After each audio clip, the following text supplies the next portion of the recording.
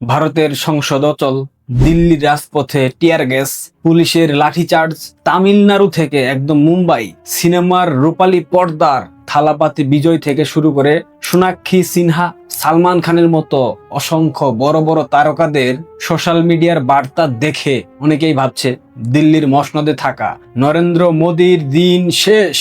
মোদিজি আর ক্ষমতায় থাকতে পারবে না।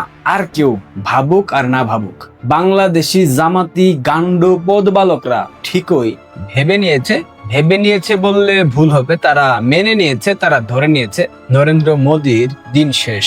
দেখেন কয়েকটা জামাতি গান্ডুর ফেসবুক স্ট্যাটাস। আচ্ছা, সত্যি কি শিক্ষার্থীদের এই স্রোত নরেন্দ্র মোদীর সরকারকে ক্ষমতাচ্যুত করতে পারবে, নাকি এই ঝড় শেষ পর্যন্ত সংবিধান এবং ইভিএম এর সামনে এসে থমকে যাবে? বাংলাদেশের ফর্মুলা কি ভারতের মতো বিশাল এবং জটিল গণতন্ত্রে কাজ করবে? ভারতে মেডিকেল ভর্তি পরীক্ষার প্রশ্ন ফাঁস বিতর্ককে কেন্দ্র করে শিক্ষামন্ত্রী ধর্মেন্দ্র প্রধানের পদত্যাগের দাবিতে দিল্লিতে উত্তাপ ছড়িয়ে পড়েছে। গত 20 জুলাই শুরু হওয়া সংসদের বর্ষাকালীন অধিবেশনকে লক্ষ্য করে অভিজিৎ দীপকে তার নেতৃত্বাধীন ককরোচ জনতা পার্টির ব্যানারে সংসদ চলো অভিযানে দিল্লিতে বিক্ষোভের সূত্রপাত হয়েছে। এই আন্দোলনকে কেন্দ্র করে ভারতের বিরোধী রাজনৈতিক দলগুলা একদিকে যেমন একাট্টা হয়ে গেছে, দেখলাম রাহুল গান্ধী রাস্তায় নেমে গেছে, অন্যদিকে সোশ্যাল মিডিয়ায় প্রচার করা হচ্ছে ভারতের পরিস্থিতিও প্রতিবেশীদের মতো অস্থিতিশীল হয়ে উঠতে পারে, অর্থাৎ পুরো বাংলাদেশ ফর্মুলা। 24 জুলাই আগস্টে বাংলাদেশে যেটা হয়েছিল, আসলে কি ভারতীয় রাজনীতিতে নরেন্দ্র মোদী অধ্যায়ের সমাপ্তি হয়ে যাচ্ছে? চলুন একটু ব্যাখ্যা করি। রাজপথের ভিড় দেখে কোনো দেশের রাজনৈতিক স্থায়িত্ব বিচার করা যায় না, এর জন্য দেখতে হয় সে দেশের প্রশাসনিক মানচিত্র। ভারত মূলত একটি বিশাল ফেডারেল কিংবা যুক্তরাষ্ট্রীয় কাঠামোর দেশ। এখানে কেন্দ্র পরিচালনা করার ক্ষেত্রে রাজ্যগুলোর প্রশাসনিক সহযোগিতা অত্যন্ত গুরুত্বপূর্ণ। ভারতের 28টি রাজ্য এবং 8টি কেন্দ্রশাসিত অঞ্চলের দিকে নজর দিলে অনেক বিষয় বোঝা যায়। উত্তর ভারতের বিশাল রাজ্য উত্তরপ্রদেশ, মধ্যপ্রদেশ, রাজস্থান, গুজরাট, ছত্তিশগড়, আসাম, উড়িষ্যা এবং সাম্প্রতিক জোটের মাধ্যমে প্রাপ্ত গুরুত্বপূর্ণ রাজ্য মহারাষ্ট্রের মতো অঞ্চলগুলার অর্থনৈতিক বলেন, রাজনৈতিক বলেন, মূল কেন্দ্রগুলোতে রয়েছে বিজেপির সরাসরি এবং এনডিএ জোটের সরকার। যখন একটা দেশের অর্ধেকের বেশি রাজ্য এবং বিশেষ করে দেশের সবচেয়ে জনবহুল এলাকাগুলোতে স্বরাষ্ট্র এবং আইন শৃঙ্খলা রক্ষাকারী বাহিনী নিজস্ব সরকারের অধীনে থাকে, তখন রাজপথের বিক্ষোভ দিল্লির নির্দিষ্ট কিছু সীমানাতেই থমকে যেতে বাধ্য হবে। কারণ প্রতিটি রাজ্যের প্রশাসন নিজ নিজ সীমানায় শান্তি শৃঙ্খলা বজায় রাখে। ফলে দিল্লির একটি নির্দিষ্ট মোড়ে বিশৃঙ্খলা হলেও পুরো ভারতের প্রশাসনিক চাকা সচল থাকবে। গত ভিডিওতে 4টি কারণ আমি উল্লেখ করেছিলাম, সেগুলা যদি বাদ দেই এরপরেও অসংখ্য কারণ আছে যেসব কারণে ভারতে মূলত বাংলাদেশ ফর্মুলা টিকবে না। সংসদে গোলযোগ তৈরি করে কিংবা সংসদ ভবন ঘেরাও করে সরকার ফেলার কোনো আইনি বিধান ভারতে নাই। ভারতের সংবিধানে স্পষ্টভাবে উল্লেখ রয়েছে সরকারের স্থায়িত্ব নির্ভর করে লোকসভায় অনাস্থা প্রস্তাব জয়ের উপর। লোকসভার স্পিকারের প্রশাসনিক কর্তৃত্বের অধীনে আইনসভার কাজ নির্দিষ্ট নিয়মেই চলে। ভারতের বিচার বিভাগ বিশ্বের অন্যতম শক্তিশালী স্বাধীন প্রতিষ্ঠান। যখন রাজপথের আন্দোলন সাধারণ মানুষের চলাচলের ক্ষেত্রে কিংবা সাধারণ মানুষের অধিকার হরণ করে অথবা জনজীবন অচল করার চেষ্টা করে, তখন সুপ্রিম কোর্ট করা পদক্ষেপ নেয়। শাহিনবাগ কিংবা অতীতে আরো অন্যান্য যে আন্দোলন হয়েছে সেগুলোর ক্ষেত্রেও আদালত স্পষ্ট করে দিয়েছে প্রতিবাদের অধিকার থাকলেও সেটা যাতে অন্য নাগরিকের অধিকার অচল করার কারণ না হয়। ভারতে শুধু 2-1টি চ্যানেল কিংবা পত্রিকা নাই, ভারতের হিন্দি, ইংরেজি এবং ডজনখানেক আঞ্চলিক ভাষার মিডিয়া এবং ইকোসিস্টেম সারা ভারতব্যাপী বিস্তৃত। একটি নির্দিষ্ট ভুয়া গল্প কিংবা প্রপাগান্ডা দিয়ে পুরো দেশের মানুষকে বিভ্রান্ত করার সুযোগ নেই, যেটা বাংলাদেশে করা হয়েছিল। কারণ একটা মিডিয়া গুজব রটালে অন্য একটা মিডিয়া কিংবা স্বাধীন ফ্যাক্ট চেকার প্রতিষ্ঠান সাথে সাথে আসল সত্য জনসাধারণের কাছে তুলে ধরে উন্মোচন করে দেয়। ভারতের শিল্পপতি, বড় বড় কর্পোরেট প্রতিষ্ঠান এবং উদ্যোক্তারা দেশের রাজনৈতিক স্থিতিশীলতার পক্ষে। অর্থনৈতিক খাতগুলা ভালো করে জানে ওই স্থিতিশীলতা মানে শেয়ার বাজারের ধস এবং মূলধন পাচার। তাই ভারতের বিশাল অর্থনৈতিক মহল এবং মধ্যবিত্ত সমাজ সবসময় একটি নির্বাচিত এবং শক্তিশালী কেন্দ্রীয় সরকারের উপর আস্থা তারা রেখে এসেছে।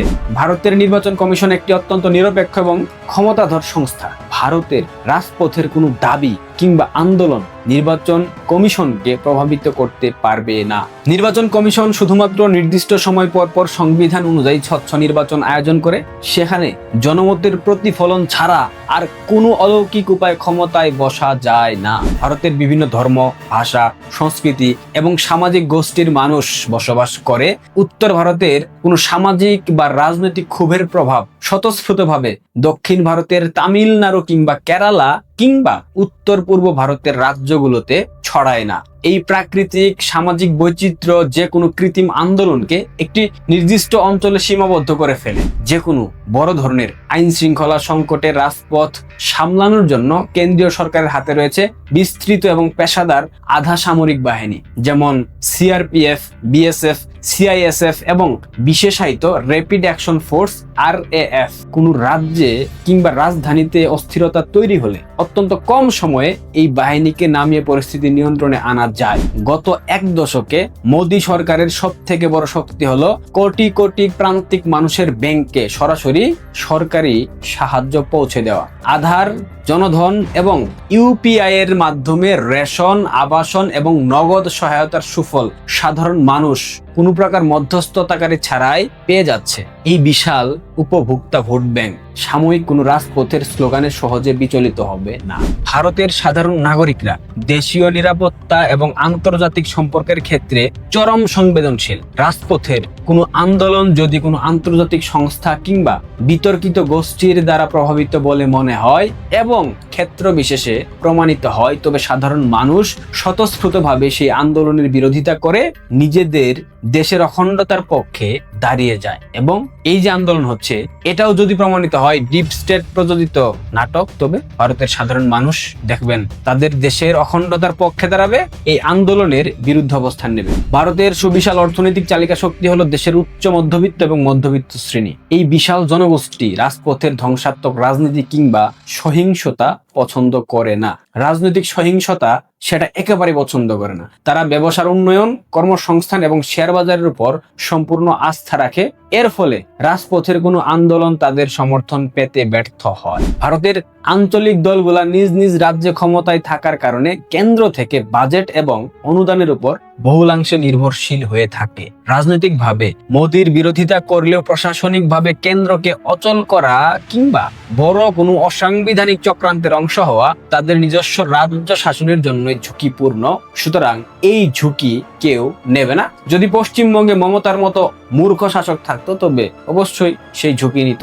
বিজেপি তথা নরেন্দ্র মোদী এবং অমিত শাহ তাদের রাজনীতি কেবলমাত্র বক্তব্যের উপর দাঁড়িয়ে না, এইটা গড়ে উঠেছে দশকের পর দশক ধরে একদম রুট লেভেল থেকে, সংগঠন এবং রাজ্য থেকে কেন্দ্র শাসনের দীর্ঘ প্রশাসনিক অভিজ্ঞতার উপর। সুতরাং তারা সহজেই ঘাবড়ে যাবে না। ভারতের যে কোনো রাজনৈতিক সংকট কিংবা ভিন্ন দেশের কুটচাল মোকাবিলা করার প্রস্তুতি তারা অনেক আগে থেকেই নিয়ে রাখে। তার উপর প্রতিবেশী রাষ্ট্র বাংলাদেশ এবং নেপালে যা হয়েছে তা থেকে অবশ্যই তারা শিক্ষা নিয়েছে। ভারতের তথ্য প্রযুক্তি আইন IT অ্যাক্ট ব্যাপক কঠোর। জাতীয় নিরাপত্তা ক্ষুণ্ণ করতে পারে এমন ভুয়া আইডেন্টিটি কিংবা উস্কানিমূলক বার্তা সামাজিক যোগাযোগ মাধ্যমে ছড়ালে দ্রুত অ্যাকাউন্ট ব্লক হবে এবং আইনি ব্যবস্থা নেওয়া হবে। এখনো সেদিকে ভারত আগায়নি। এই আন্দোলনকে কেন্দ্র করে দেখা যাক সেটা কোন দিকে যায়। ফলে গুজব ছড়িয়ে বিভ্রান্তি সৃষ্টি করার ছক শুরুতেই ভেস্তে যায় এবং ভেস্তে যাবে। বিশ্বের বৃহৎ গণতান্ত্রিক এবং শক্তিশালী দেশগুলা ভারতের রাজনৈতিক স্থিতিশীলতার পক্ষে